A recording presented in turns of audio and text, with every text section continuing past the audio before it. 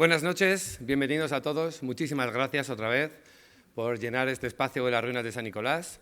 Vamos a continuar con nuestra última sesión de relatos cortos de terror y lo vamos a hacer esta vez con el nombre de Superventas. La literatura de terror y fantasía ha sido considerada durante muchos años un género de terror, un género menor.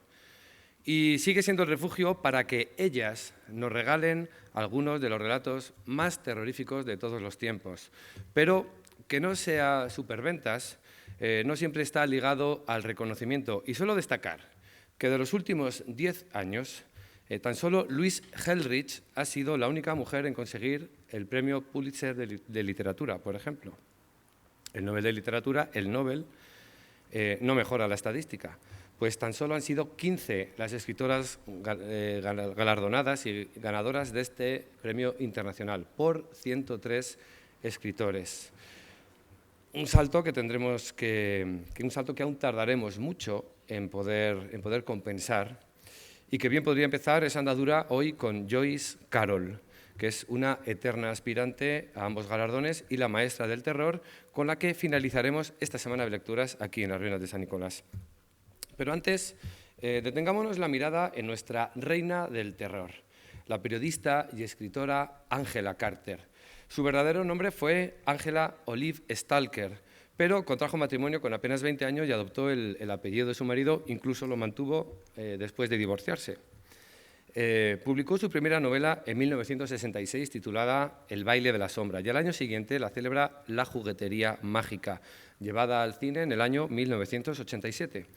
Con el dinero de la venta de este libro viajó a Japón, desde donde trabajó de camarera durante prácticamente 2 años. Y a su regreso, su amplio bagaje literario fue claramente perceptible en sus siguientes obras, donde abundan referencias a autores clásicos de toda la vida de la literatura inglesa, como Chaucer, Shakespeare, como Blake, Keats, Dickens o Bram Stoker.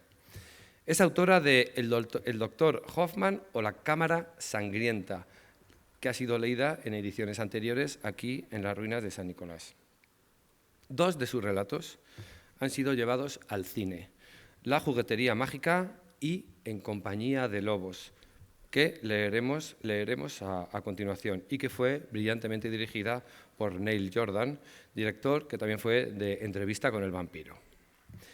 Angela Carter murió en 1992 por una penosa enfermedad, a la edad tan solo de 52 años.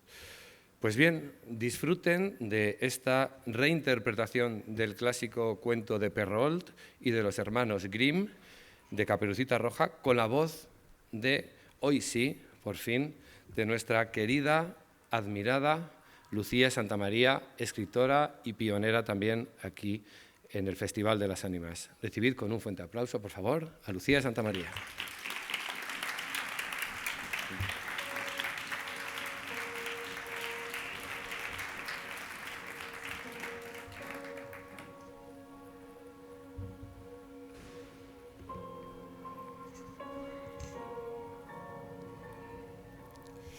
Siete años es el lazo de vida natural de un lobizón, pero si quemas sus ropas humanas, lo condenas a ser lobo por el resto de su vida. Es por eso que las viejas comadres de estos contornos suponen que si les arrojas al lobizón un mandil o un sombrero, estarás de algún modo protegido, como si el hábito hiciera al monje. Y aún así, por los ojos, esos ojos fosforescentes, podrás reconocerlo. Son los ojos lo único que permanece invariable en sus metamorfosis. Antes de convertirse en lobo, el licántropo se desnuda por completo. Si por entre los pinos atisbas a un hombre desnudo, deberás huir de él como si te persiguiera el diablo. Es pleno invierno y el petirrojo, el amigo del hombre, se posa en el mango de la pala del labrador y canta. Es para los lobos la peor época del año, pero esa niña empecinada insiste en cruzar el bosque. Está segura de que las fieras salvajes no pueden hacerle ningún daño, pero, precavida, pone un cuchillo en la cesta que su madre ha llenado de queso. Hay una botella de áspero licor de zarzamoras, una horneada de pastelillos de avena cocinados en la solera del fogón, 1 o 2 potes de mermelada. La niña de cabellos de lino llevará estos deliciosos regalos a su abuela, que vive recluida, tan anciana que el peso de los años la está triturando a muerte. Abuelita vive a 2 horas de marcha a través del bosque invernal. La pequeña se envuelve en su grueso pañolón, cubriéndose con él la cabeza a guisa de caperuza. Se calza recios zuecos, está vestida y pronta, y hoy es la víspera de Navidad. La maligna puerta del solsticio se balancea aún sobre sus goznes, pero ella ha sido siempre una niña demasiado querida como para sentir miedo. En esta región agreste, la infancia de los niños nunca es larga. Aquí no existen juguetes, de modo que desde pequeños trabajan duro y pronto se vuelven cautos. Pero esta, tan bonita, la niña más pequeña y un poco tardía, ha sido mimada por su madre y por su abuela, que le ha tejido el pañolón rojo que hoy luce, brillante pero ominoso como sangre sobre la nieve. Sus pechos apenas han empezado a redondearse. Su pelo, semejante al lino, es tan claro que casi no hace sombra sobre su frente pálida. Sus mejillas, de un blanco y un escarlata emblemáticos, y hace poco que ha empezado a sangrar como mujer. Ese reloj interior que sonará para ella de ahora en adelante 1 vez al mes. Ella existe y se mueve dentro del pentáculo invisible su virginidad. Es un huevo intacto, una vasija sellada. Tiene en su interior un espacio mágico, cuya puerta está cerrada herméticamente por una membrana. Es un sistema cerrado, no conoce el temblor. Lleva su cuchillo y no teme nada.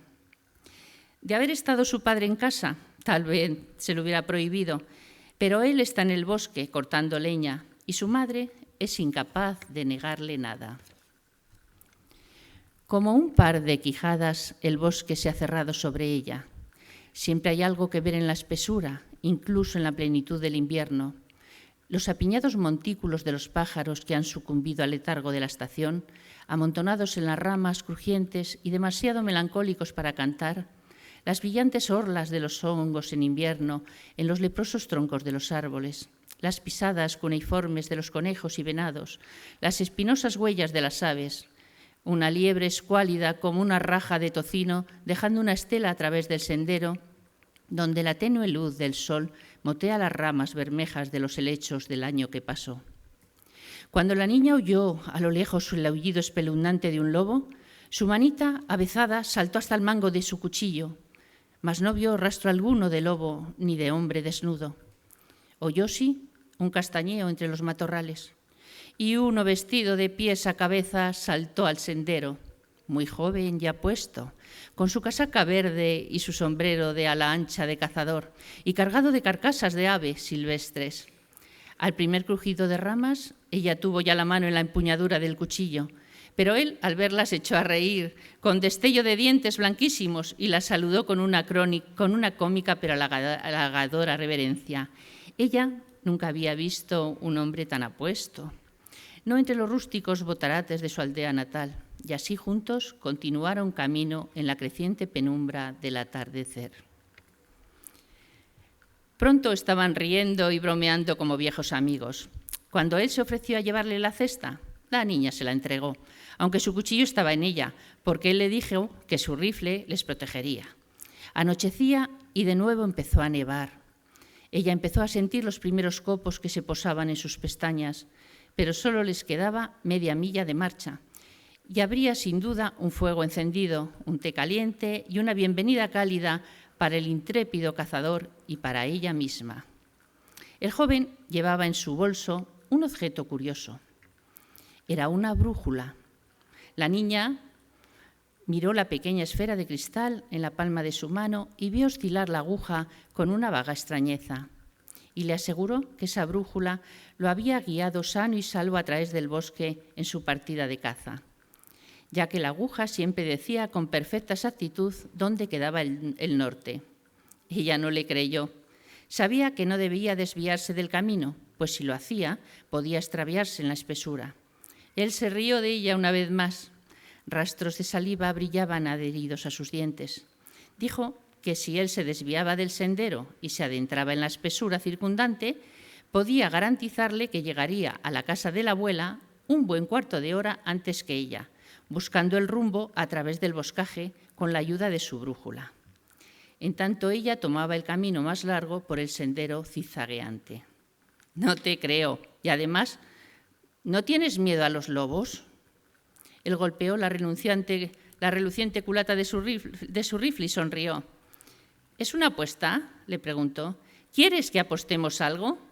¿Qué me darás si llego a casa de tu abuela antes que tú? Ay, ¿qué te gustaría?, dijo ella, no sin cierta malicia. Un beso. Los lugares comunes de una seducción rústica. Ella bajó los ojos y se sonrojó. El cazador se internó en la espesura llevándose la cesta, pero la niña, pese a que la luna ya trepaba por el cielo, se había olvidado de temer a las fieras y quería demorarse en el camino para estar segura de que el gallardo cazador ganaría su apuesta.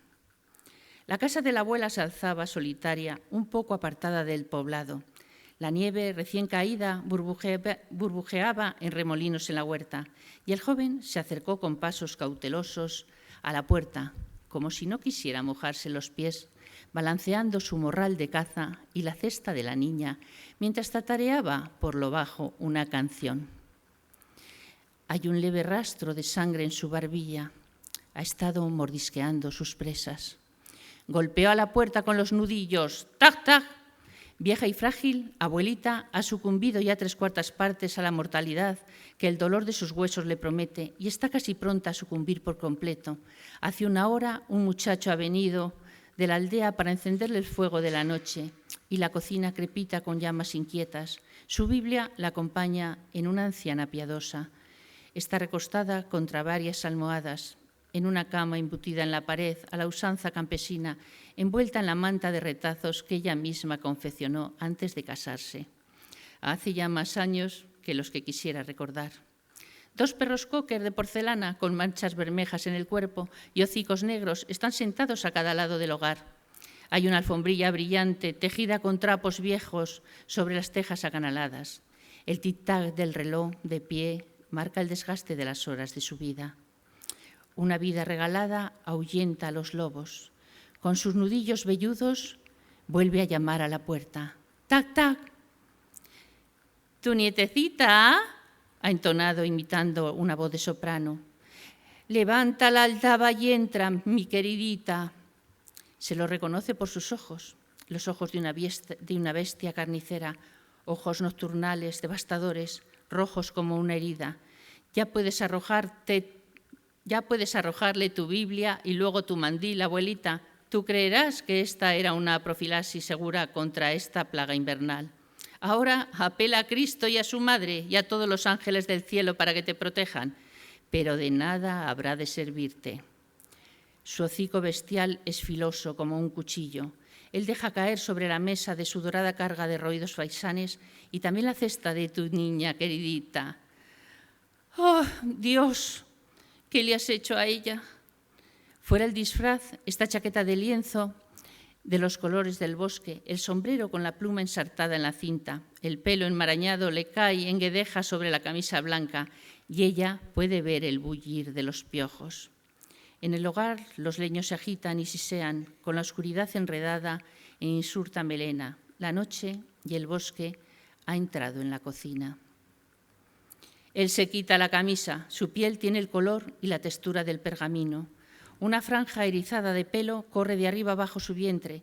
Sus tetillas son maduras y atezadas como frutos ponzoñosos, pero su cuerpo es tan delgado que podrías contarle las costillas bajo la piel si te diera tiempo para ello. Se quita los pantalones y ella ve cuán peludas son sus piernas, sus genitales enormes. ¡Ay, enormes! Lo último que la anciana vio en este mundo fue un hombre joven, los ojos como ascuas, desnudos como una piedra, acercándose a su cama. El lobo es carnívoro encarnado. Cuando concluyó con la abuela, se relamió la barbilla y pronto volvió a vestirse hasta quedar tal y como cuando entró por aquella puerta. Quemó el pelo incomible en el hogar y envolvió los huesos en una servilleta que escondió debajo de la cama, en el mismo arcón de madera en el que halló un par de sábanas limpias.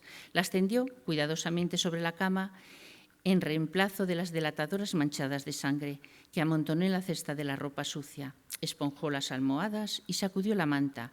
Levantó la Biblia del suelo, la cerró y la puso sobre la mesa. Todo estaba igual que antes, menos la abuelita, que había desaparecido. La leña crepitaba en la parrilla, el reloj hacía tic-tac, tic-tac, y el joven esperaba paciente, ladino, junto a la cama, con la cofia de dormir de la ancianita. Ta. ¿Quién anda ahí? Trina el cascado falsete de abuelita. ¿Tu nietecita? Y la niña entró trayendo consigo una ráfaga de nieve que se derritió en lágrimas sobre las baldosas. Un poco decepcionada, tal vez, al ver solo a su abuela sentada junto al fuego. Pero él de pronto arroja la manta, ha saltado a la puerta y se ha apoyado contra ella de espaldas para impedir que la niña vuelva a salir. La niña echó una mirada en torno y advirtió que no había ni siquiera el hueco de una cabeza sobre la tersa mejilla de la almohada. Y qué raro, la Biblia por primera vez cerrada sobre la mesa. El tic-tac del reloj chasqueaba como un látigo. Quiso sacar el cuchillo de la cesta, pero no se atrevió a extender el brazo porque los ojos de él estaban clavados en ella, ojos enormes que ahora parecía irradiar una luz única, ojos grandes como cuencos de fuego griego, fosforescencia diabólica.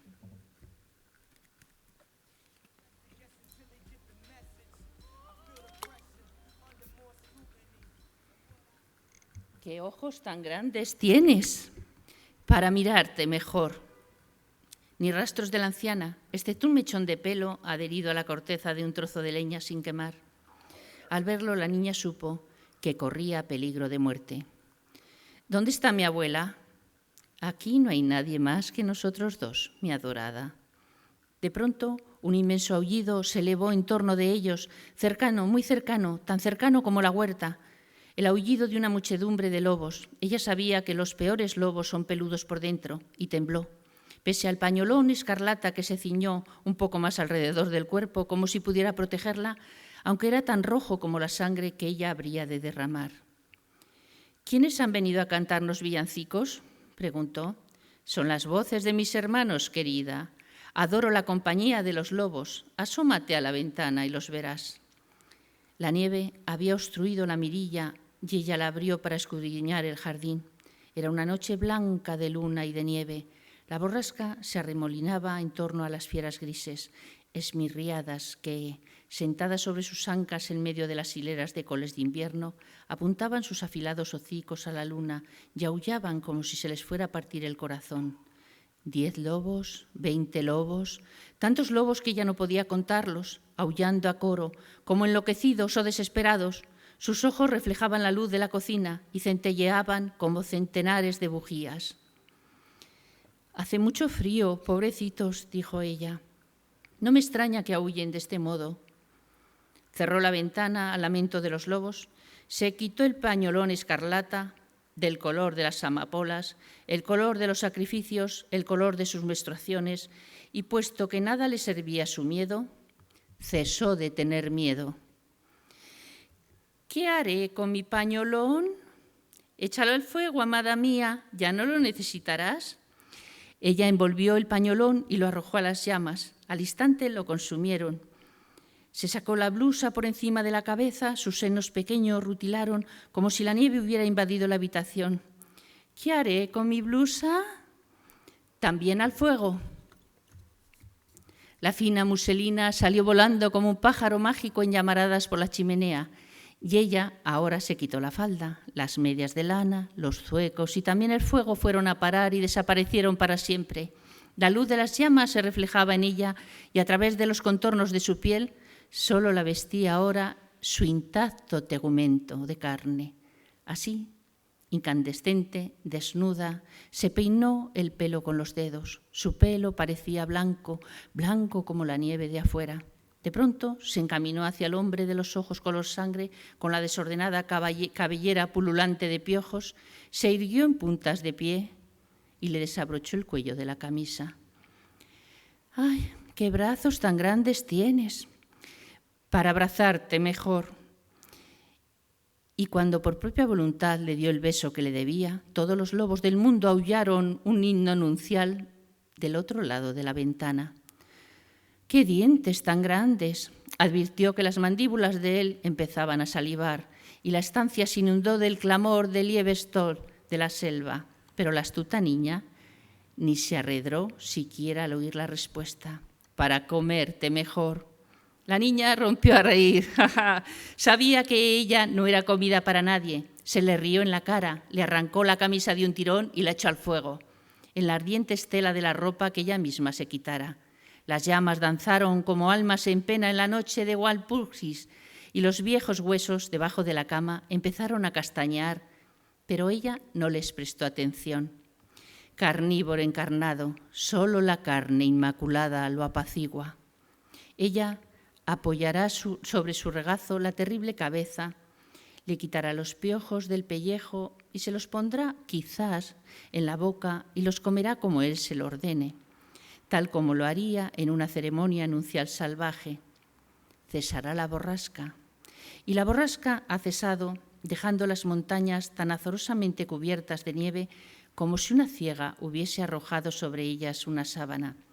Las ramas más altas de los pinos del bosque se han enjambegado, crujientes, henchidas de nieve, luz de luna, una confusión de huellas de zarpas.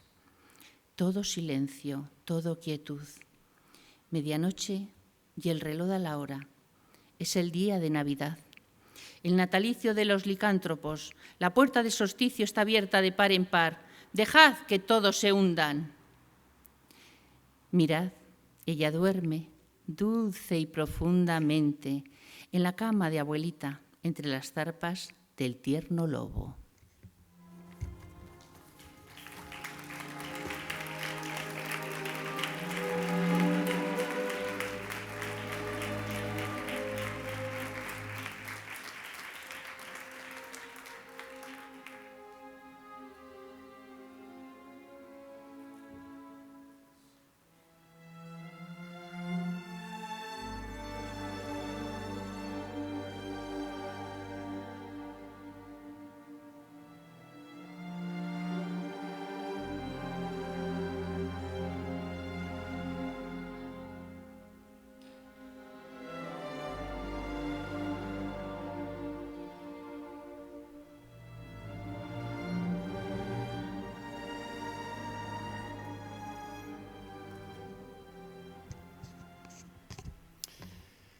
Pues bien, vamos a continuar con nuestro último relato.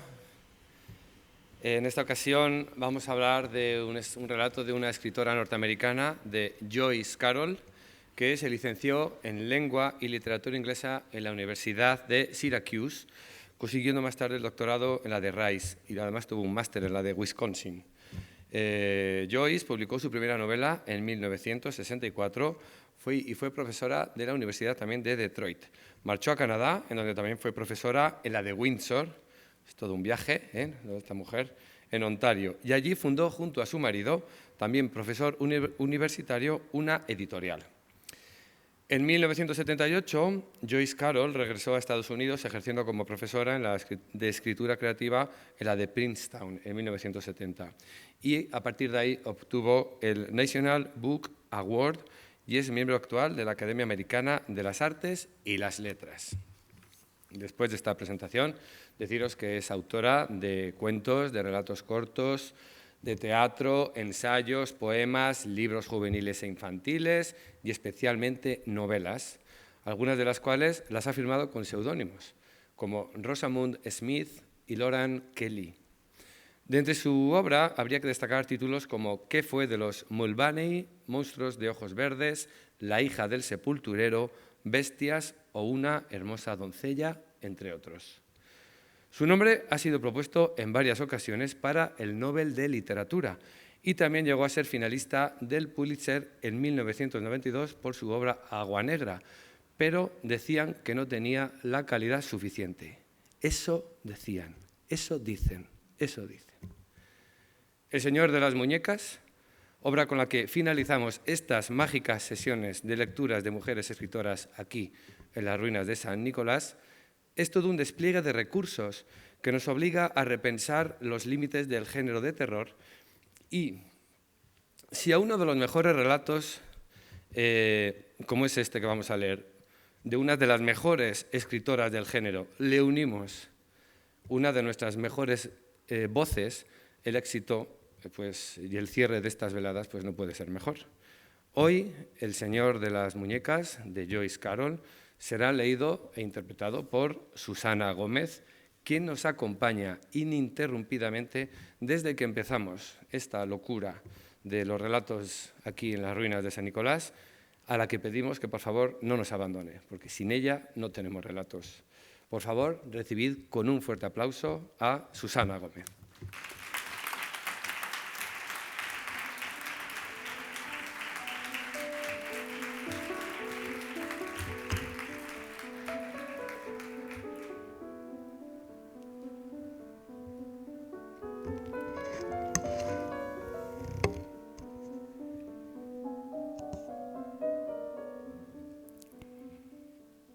Pero que no se te caiga.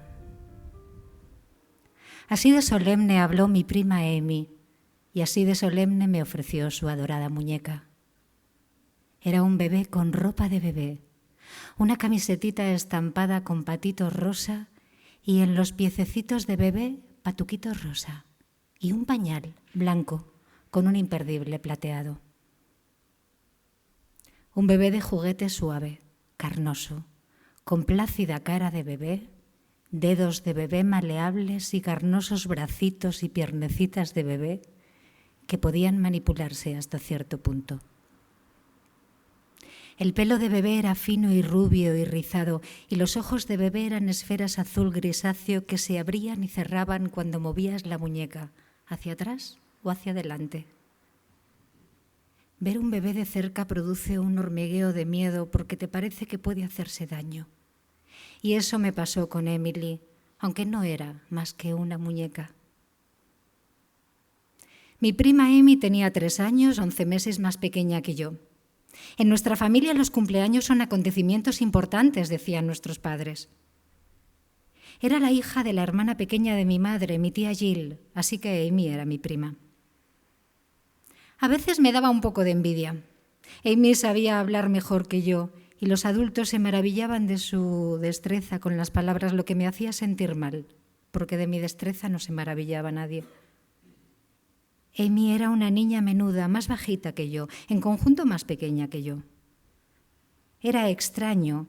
A las amigas de nuestras madres les parecía una monería ver a una niña tan menuda como Amy aferrada a un bebé de juguete. Cuidaba de la muñeca Emily con los mismos aspavientos con que la madre de Amy cuidaba de ella. Incluso simulaba dar las tomas a Emily con un biberón diminuto lleno de leche y cambiarle el pañal a Emily. Entre las piernas carnosas de bebé, Emily era lisa. Era imposible que Emily manchara el pañal. Yo ni siquiera recordaba manchar el pañal, sigo sin recordarlo. Me inclino a pensar que de bebé no necesitaba pañal, pero eso es probablemente erróneo e irracional. Porque yo fui un bebé, varón, del todo normal, estoy seguro. Si ocurría algún accidente, sobre todo de noche en mi pijamita, como lo llamaba mi madre, no lo recuerdo. Tampoco recuerdo las tomas, creo que las mías eran con biberón. Todo esto fue hace mucho tiempo, es normal que no me acuerde. Puedes cogerla, pero que no se te caiga. Esas fueron las palabras de Amy que sí recuerdo. Cuando falleció Amy, para mi familia fue una sorpresa terrible. Dijeron que iba al médico a hacerse unas pruebas. Luego dijeron que estaría unos días en el hospital. Después, que no volvería. No me llevaron al hospital a ver a Amy. Me dijeron que volvería a casa pronto. Entonces la verás, cariño, muy pronto. Y ahora mismo tu prima está muy cansada, necesita descansar y ponerse fuerte. Más tarde me enteré de que lo que tenía era una enfermedad rara de la sangre, un tipo de leucemia de progresión muy rápida en niños.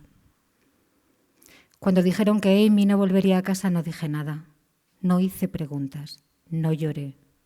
Expresión pétrea, oí a mi tía decir a mi madre.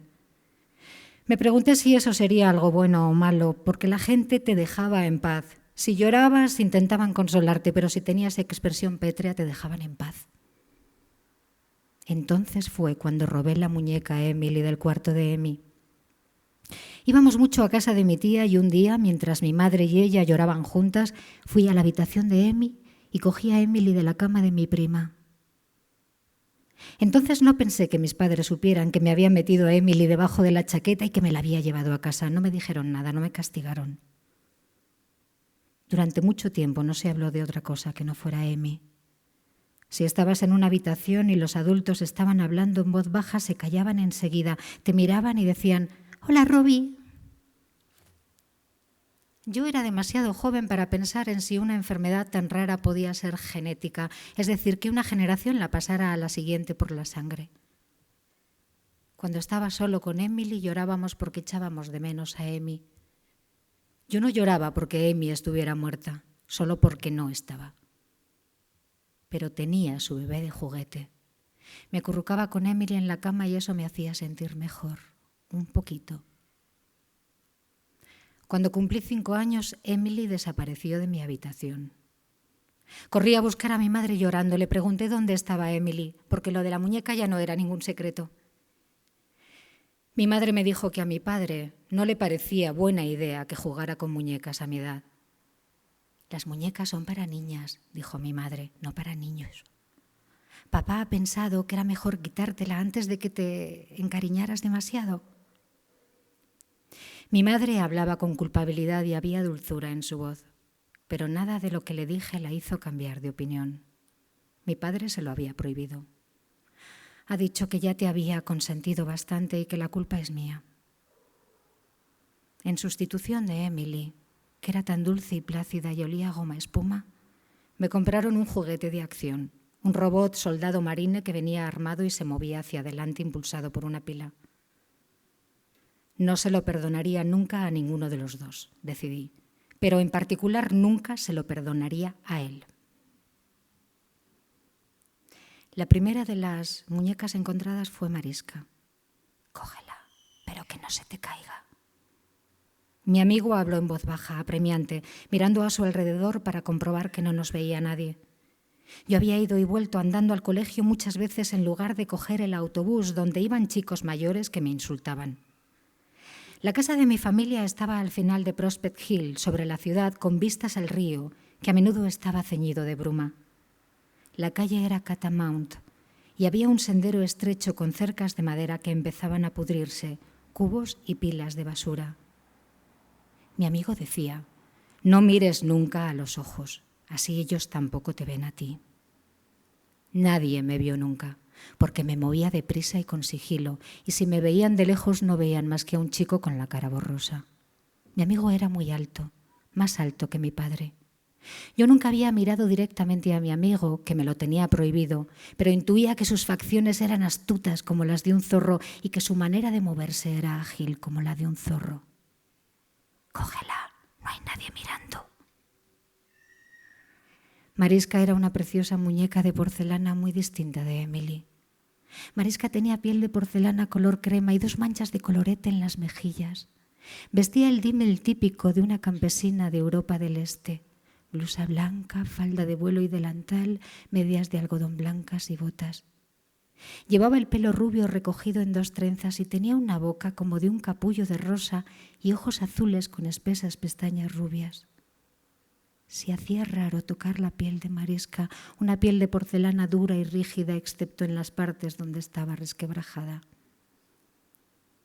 Tenía los brazos extendidos en un gesto de sorpresa por el hecho de que de una niña rubia con vestido tan bonito, trenzas y ojos azules, hubiera sido dejada caer desde la barandilla de un porche al suelo embarrado y tuviera el pelo sucio, la falda sucia y desgarrada y las medias blancas mugrientas. Y las piernas formaban un ángulo raro, como si la izquierda se le hubiera retorcido a la altura de la cadera. Caminaba con mi amigo por la calle Catamount y entre los tablones podridos vimos a Mariska. Mi amigo me apretó la mano tan fuerte que me dolieron los huesos. «Es nuestro premio, la que hemos estado esperando. Corre, cógela, no nos verá nadie». Yo temblaba de miedo o de emoción porque mi amigo había aparecido sin avisar y había echado a andar a mi lado. A menudo pasaba días sin verlo, entonces aparecía, pero me estaba prohibido mirarle a la cara. No estoy seguro de cuándo llegó mi amigo a mi vida. Mariska llegó a mi vida cuando estaba en 8º curso, así que fue antes de eso. La casa de Mariska era una de esas casas revocadas de hormigón que había colina abajo. En ella no vivía una única familia, sino varias, porque era de alquiler, como decía mi madre. Era gente que vivía colina abajo, como decía mi madre, no colina arriba, como nosotros. Sin embargo, había niños jugando allí, jugaban y gritaban allí al pie de Prospect Hill, que era muy distinto de la cima de Prospect Hill, donde mi familia llevaba décadas viviendo. Mariska se había caído de la barandilla del porche donde alguien la había dejado de cualquier manera, a no ser que la hubiera tirado desde el porche alguien que se había cansado de sus mejillas de arrebol, boca de capullo de rosa, traje de campesina de vivos colores. Mi amigo dijo con avidez: «Es nuestro premio. Ya no nos la puede quitar nadie». Mi amigo dijo: «Dentro de la cazadora, camina deprisa, no corras, ve por el camino trasero». Mariska pesaba más de lo que parecía. Una muñeca de porcelana es una muñeca que pesa. Tenía los brazos y las piernas extendidos de forma rara. Conseguí domarlos a la fuerza. No podía esconder a Mariska en mi habitación donde la habrían encontrado mi madre o nuestra ama de llaves. No podía esconderla en ninguna parte de la casa, aunque era una casa grande de 3 pisos con muchas de las habitaciones cerradas. Así que la llevé a la cochera, donde pensé que estaría segura, envuelta en varias telas de cáñamo, en uno de los boxes para caballos, en la penumbra llena de telarañas. Sabía que allí Mariska estaría a salvo. La iría a visitar cuando quisiera y Mariska estaría siempre, siempre allí, donde la había dejado, envuelta en lienzo para su seguridad. La casa de Prospect Hill era una de esas casas viejas y grandes que los demás envidiaban. Mi padre trabajaba de contable para un negocio próspero del que hablaba con cierto orgullo. Mi padre no era un hombre distinguido ni fuera de lo común en ningún sentido, excepto porque vivía en una de las casas viejas y grandes de Prospect Hill que había heredado de su padre. Yo pensaba que mi padre me habría querido más de haberle ido mejor en la vida. ¡Qué cosa más terrible! Y ahora nos pasa aquí. La cosa terrible no era un atraco, ni un robo, ni un incendio, ni una masacre, sino una niña pequeña que había desaparecido en nuestra pequeña ciudad de provincia, sino en la capital, a 10 kilómetros al sur. Todos los periódicos y la televisión y la radio daban la noticia. ¡Cuánta emoción! Era como dejar caer una cerilla encendida en un montón de paja seca. No sabías lo que podía brotar de un gesto tan pequeño.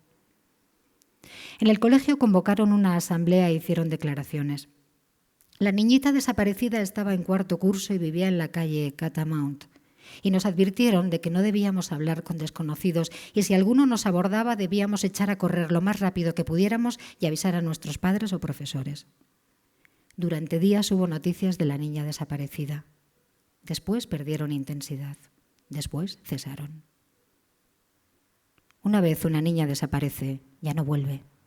Aquella era una verdad que aprendimos en la escuela de secundaria. Mariska estaba a salvo en su escondite, donde nadie la buscaría. No fue culpa mía que mi prima Emily se fuera y me dejara. Te pasas la vida ansiando volver a lo que has sido, ansías volver a aquellos que has perdido, haces cosas terribles con tal de volver, cosas que nadie más entiende. La segunda muñeca encontrada no fue hasta 9º curso. Annie era una muñeca de cara bonita, con piel que parecía de verdad al tocarla, aunque parte del tinte había empezado a borrarse y se veía la goma gris debajo, que era temblorosa y fea. Annie era una muñeca pequeña, menos grande y pesada que Mariska. Llevaba un vestido de vaquera con falda de ante, cinturón de hebilla brillante, camisa con un pequeño chaleco de ante y una corbatita negra, y en los pies botas de vaquero. Estaba parcialmente rota. Le habían dislocado uno de los brazos que giraba con demasiada facilidad en la articulación del hombro y en el pelo naranja rizado tenía calvas que dejaban ver el cráneo de goma. Lo bonito de Annie eran sus plácidos ojos esféricos azul violáceo y las pecas en la cara que te daban ganas de sonreír. Sus ojos, igual que los de Emily, se cerraban cuando la tumbabas y se abrían cuando la inclinabas hacia adelante. Mi amigo era quien había visto a Annie primero en el parque cerca de mi casa. Pasada la zona de juegos donde niños reían y gritaban columpiándose en los columpios, había un bosquecillo de mesas de picnic y debajo de una la muñeca vaquera estaba en el suelo de espaldas. «¡Aquí, corre!». Mi amigo me empujó, la mano rígida de mi amigo en la espalda. ¿Qué era aquello debajo de la mesa de picnic? Me entró una gran emoción, me agaché a mirar. Una muñeca vaquera abandonada. Era muy cruel que hubieran abandonado allí a la muñeca vaquera de cara pecosa y pelo anaranjado. Tenía los brazos abiertos, las piernas formaban ángulos raros. Tenía los ojos entrecerrados, pero se veía el vidrio vidrioso debajo de sorpresa y alarma. «Ayúdame, no me dejes». Oímos con claridad esta súplica de Annie, mi amigo y yo. Susurraba en un hilo de voz y los labios agrietados color escarlata apenas se movieron. Puse a Annie a salvo bajo mi cazadora con capucha. Mi amigo me guió desde el parque por una ruta oscura. Mi amigo iba adelante para comprobar que el camino estaba despejado. Había 200 metros hasta la cochera y el box en penumbra del fondo. De esta forma tan mágica llegó a casa la vaquera Annie, la segunda muñeca encontrada. Para entonces rara vez se hablaba de la niñita de cuarto curso que había vivido en la calle Catamount, porque se había ido y no volvería. Y luego estaba esta otra niña que había desaparecido de Prospect Heights Park. También se había ido y tampoco volvería. De nuevo hubo gran alarma en el colegio. El agente uniformado que nos habló desde el escenario nos aseguró que encontrarían a quien quiera que se hubiera llevado a aquella niña. Pero también aquellas palabras nos resultaban familiares y al oírlas algunos sonreímos. Aquella tarde en el parque había habido hombres solitarios. En los parques cerca de los columpios siempre hay hombres solitarios y algunos tienen antecedentes penales. Y la policía detuvo a algunos y los interrogó. Pero nosotros sabíamos que la niñita nunca aparecería. Los niños mayores ya no me insultaban en el autobús de ruta porque ya no era de los pequeños.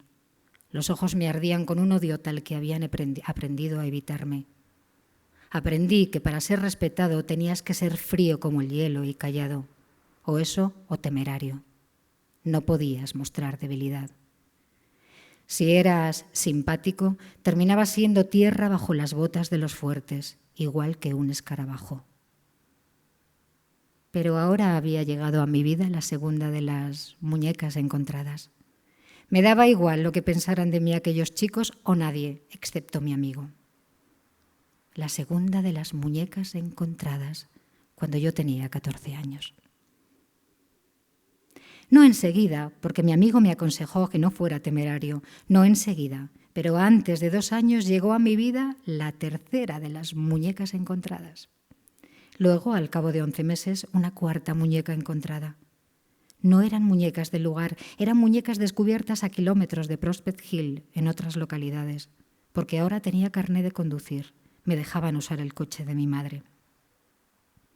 En el instituto era un estudiante callado, pero a mis profesores parecía gustarles y por lo general mis notas eran buenas.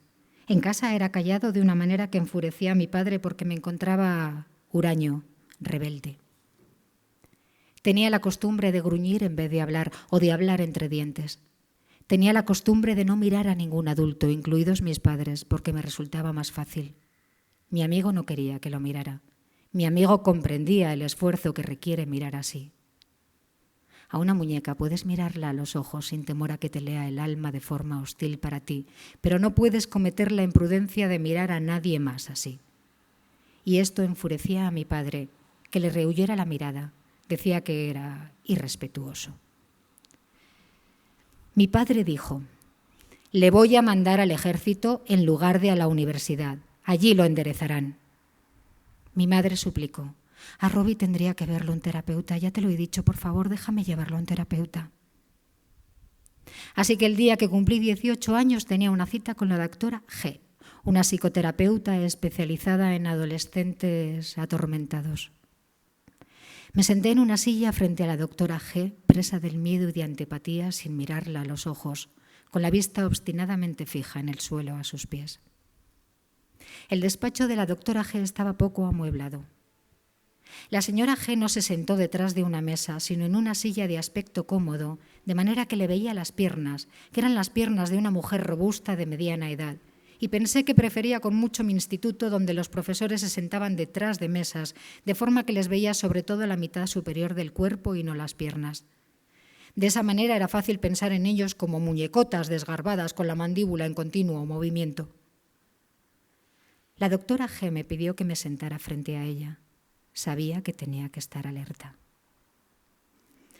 Robbie, habla conmigo, por favor.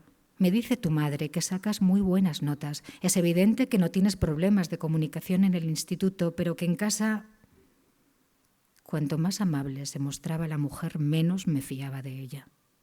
Cuanto más insistía en mirarme a la cara, menos inclinado me sentía a levantar la vista. Mi amigo me había advertido: no te fíes ni un momento o estarás acabado. Fue entonces cuando reparé en una muñeca en una silla al fondo de la habitación. Tenía la cabeza demasiado grande para el cuerpo y la cara parecía resplandecer con una suerte de belleza arrogante. Y tenía las espesas pestañas fijas en mí. Me habían dicho que entre los pacientes de la doctora G había niños pequeños, adolescentes, niños atormentados. Aunque el despacho estaba poco amueblado, había varias muñecas de tamaños y formas distintos, cada una diferente e inusual, piezas de coleccionista, en estantes, en el antepecho de la ventana y en una mecedora de mimbre. Apenas oía la voz de la terapeuta, que era cálida de una manera amistosa y amable. Tan poderoso era el influjo de las muñecas en mí.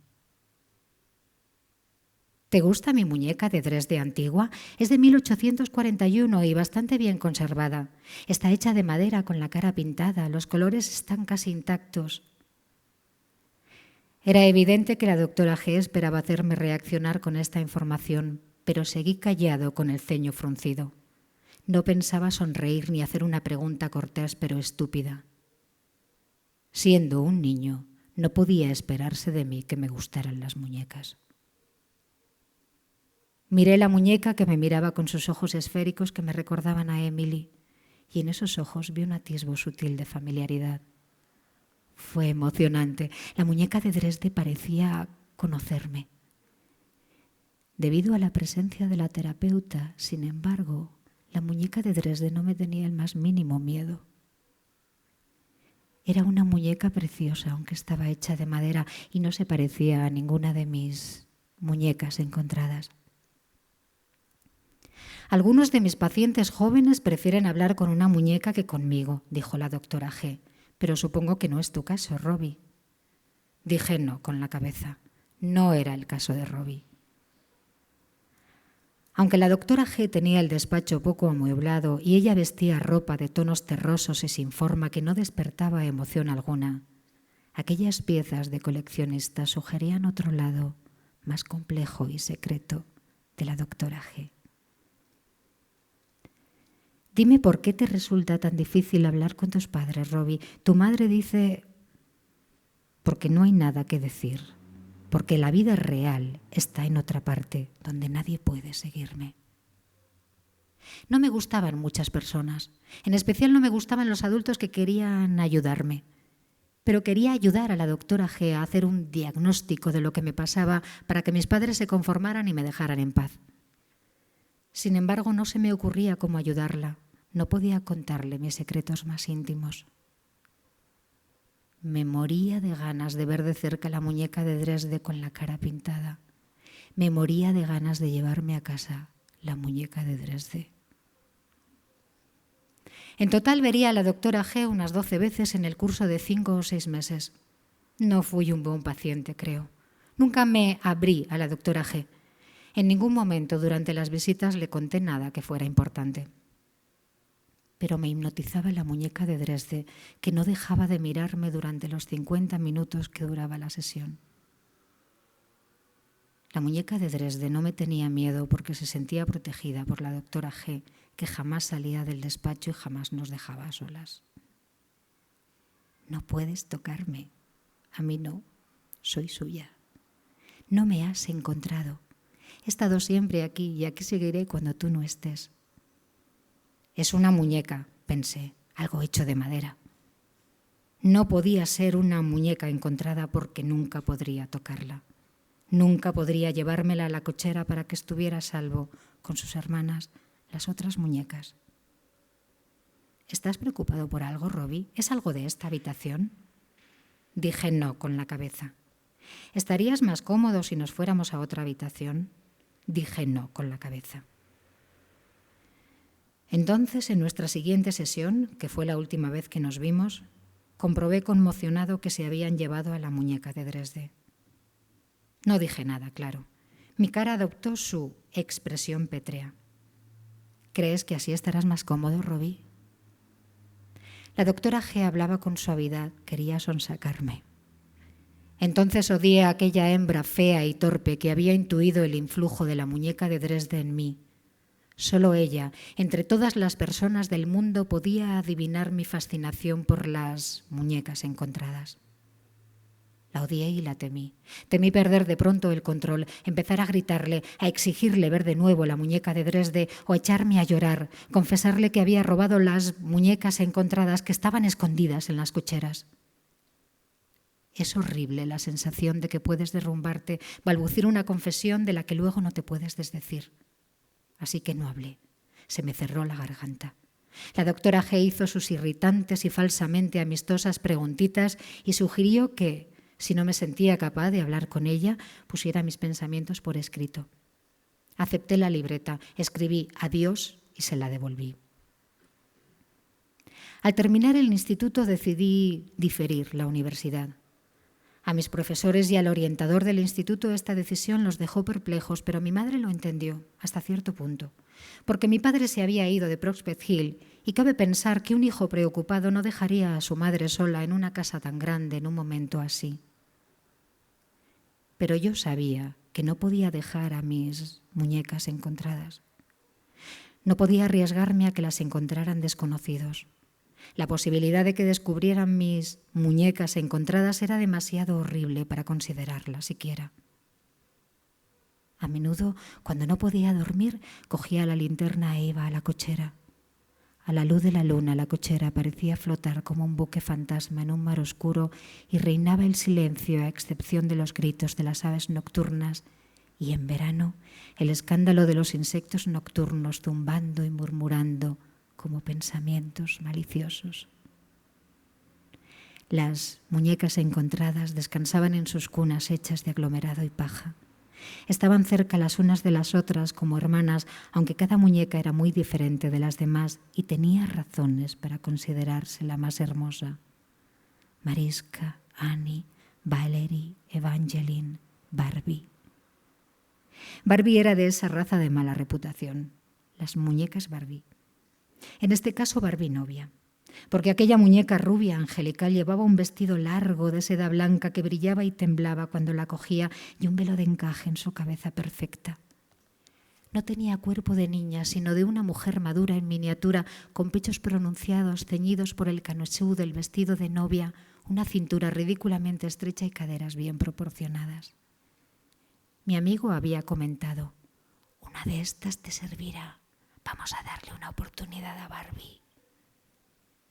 En realidad, Barbie era la que más problemas me había dado. ¿Quién iba a pensar que una muñeca tan pequeña y que pesaba tan poco gritaría tan fuerte y que sus uñas, limadas y pulidas y muy afiladas, pudieran infligir tanto daño a mis brazos desnudos? Si no obedece, la puedes descuartizar. Dile que se está jugando la vida. Evangeline vino de Juniper-Court, una urbanización de casas prefabricadas a las afueras de la ciudad. Evangeline se había venido conmigo casi sin protestar después de que mi amigo lo sugiriera, porque era una muñeca que carecía de un cuerpo sólido. No podía oponer demasiada resistencia y pareció caer a mis pies casi como en un entregado desvanecimiento, como haría una marioneta de calcetín cuya única vida posible la genera la mano traviesa de otro. Nadie había buscado a Evangeline. Se creía que era una fugitiva, como otros niños de su familia y de Juniper Court. Les habría puesto edredones para que no pasaran frío, pero me preocupaba que alguien se diera cuenta y sospechara. Mi amigo dijo: aquí están felices, en paz. En sus breves y trágicas vidas nunca las habían tratado tan bien. Una noche, no mucho después de haber dejado de ir a ver a la doctora G, oí un ruido a la entrada de los establos, como una pisada, y alumbré con mi linterna en esa dirección pensando horrorizado: madre, tendré que matarla. Pero no había nadie y cuando volví a la casa estaba igual de oscura que antes. Fue un alivio, creo, porque no habría sido una tarea nada fácil ni grata reducir, silenciar y estrangular a madre mucho más grande que cualquiera de las muñecas encontradas. La mayoría de las noches madre dormía como un tronco. Creo que madre tomaba mucha medicación. Cuando madre estaba despierta y en mi presencia, madre siempre estaba pendiente de mí, mirándome. Madre siempre estaba dirigiéndose a mí o haciéndome una pregunta y luego esperando a que contestara cuando yo no tenía contestación que darle. Mi amigo me puso una mano en el hombro en un gesto de comprensión. Era la primera vez que mi amigo aparecía dentro de mi casa. Sabes que sería mejor, Robbie, si se la hiciera callar, pero eso no es tarea para pusilánimes. Qué raro era aquello. Pusilánime no era una expresión que hubiera usado nunca mi amigo, pero sí una expresión que mi padre usaba en tono burlón. Hubo una sexta muñeca encontrada, que luego resultó ser una decepción, pero eso no podía haberlo sabido yo antes. Aún así, conservé a Trixie con las otras. Voilà, como dice mi amigo. Y la séptima muñeca encontrada. Bueno, el muñeco. Su nombre era exótico, Barata. Tenía piel color caramelo de goma fina, tan similar a la carne humana que te estremecías al acariciarle la cara con la punta de los dedos y sentías algo parecido a calor, como de capilares justo debajo de la superficie de la piel. Y no tenía ojos marrón vidrioso, sino de un cálido marrón chocolate. Y pestañas tupidas, tan bonitas como las de cualquier niña. Tenía las palmas de las manos de un color más claro que el resto del cuerpo. Esto me fascinaba. ¿Tenían las personas de color las palmas más claras que el resto del cuerpo como regla general? Yo no conocía a personas de color, nadie de mi familia conocía a ninguna. Mi amigo dijo: ¿te das cuenta, Robbie? Hasta ahora tenías prejuicios contra los chicos, pero te vas a llevar una sorpresa. La boca de Barata se movía y yo me acercaba a él para escuchar, pero no oía más que algo parecido a ¿Dónde está? ¿Tú quién eres? No quiero estar aquí. Fue mi amigo quien me lo dijo un día. Robbie, eres el señor de las muñecas. Nunca renuncies a tu autoridad. Un día madre dijo: la verdad es que no tenemos elección, la casa es demasiado grande, la mayoría de las habitaciones están cerradas y sin caldear. Una casa de este tamaño está pensada para una familia grande y ahora solo estamos tú y yo. Lo de solo tú y yo me dolió, como si solo tú y yo fuera la admisión de una derrota vergonzosa y hubiera que murmurarlo en voz casi inaudible. ¿Pero qué quieres decir, madre? ¿Quieres vender la casa? Madre parloteaba, nerviosa, excitada. Madre no esperaba que yo reaccionase a su sugerencia. Ya tenía 20 años y enseguida, o eso pareció entonces, cumplí 22. No parecía necesario ni prudente tener más de una muñeca encontrada nueva cada año. Qué rápido pasa el tiempo si no sigues el ritmo a tu generación de graduados universitarios. Me relacionaba con el mundo sobre todo a través de Internet, donde había creado un sitio web llamado El Señor de las Muñecas, gracias al que había conocido a muchas personas. Publicaba fotografías indefinidas, oblicuas y poéticas de las muñecas encontradas. Imágenes demasiado oscuras e imprecisas para que las identificaran, aunque los visitantes del sitio las encontraban fascinantes, inquietantes. Me dan ganas de ver más. Los visitantes de mi sitio web se han convertido en mis fieles corresponsales y dedico gran parte de mi tiempo a atender mis correos porque me resulta apasionante e imagino que tiene que serlo también para ellos y para algunas de las mujeres, creo. El hecho de que nos movamos en los márgenes y busquemos metáforas y giros poéticos del lenguaje para expresar nuestros deseos prohibidos. Y es que he descubierto una cosa, que cuando se elimina la esencia aburrida de nuestras vidas, cosas como la edad, la identidad, la educación, la actividad profesional, el lugar de residencia, los lazos familiares, la rutina diaria, sale a relucir la esencia emocionante. Madre cree que me he puesto en contacto con una agente inmobiliaria en la ciudad y que he quedado con ella. Pero esta tranquilidad doméstica ha terminado de forma abrupta. Mi amigo me ha abandonado, creo, porque mi amigo ha dejado de darme consejos. La última muñeca encontrada fue la pequeña granjera. Saqué a la pequeña granjera de la basura detrás de la estación de tren del barrio, donde hay una vieja playa de vías rodeada por una valla que lleva mucho tiempo en mal estado. Nadie viene aquí, excepto niños algunas veces y fugitivos. Era plausible pensar que la pequeña granjera fuera una fugitiva con una vida difícil que la había llevado hasta aquel lugar y a que yo la hubiera descubierto en un pacífico interregno entre trenes cuando la estación está prácticamente desierta.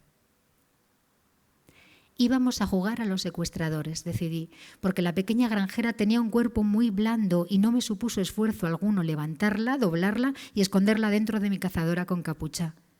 Cuando se resistió, le até las muñecas a los tobillos y le metí un trapo en la boca para ahogar sus gritos y que no la oyera nadie a 2 metros de distancia. Tampoco me costó esfuerzo colocar a la pequeña granjera en el maletero de la furgoneta y volver despacio a casa, a la cima de Prospect Hill.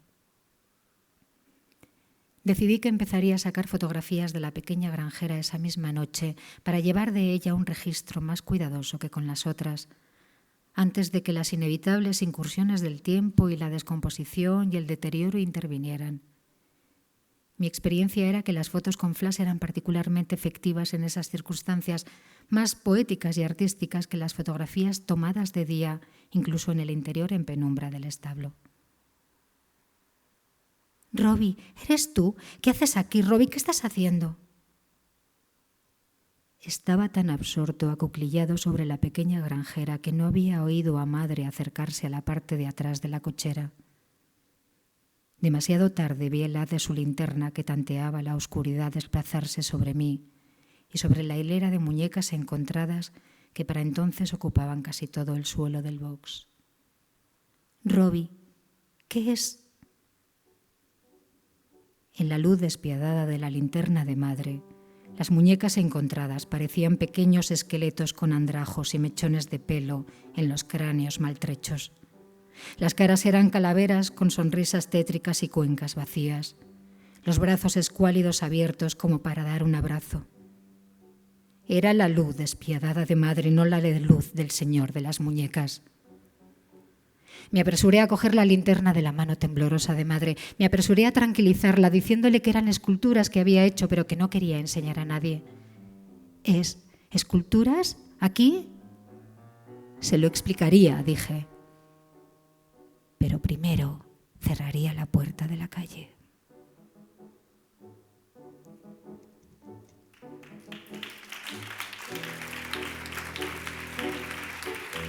Gracias.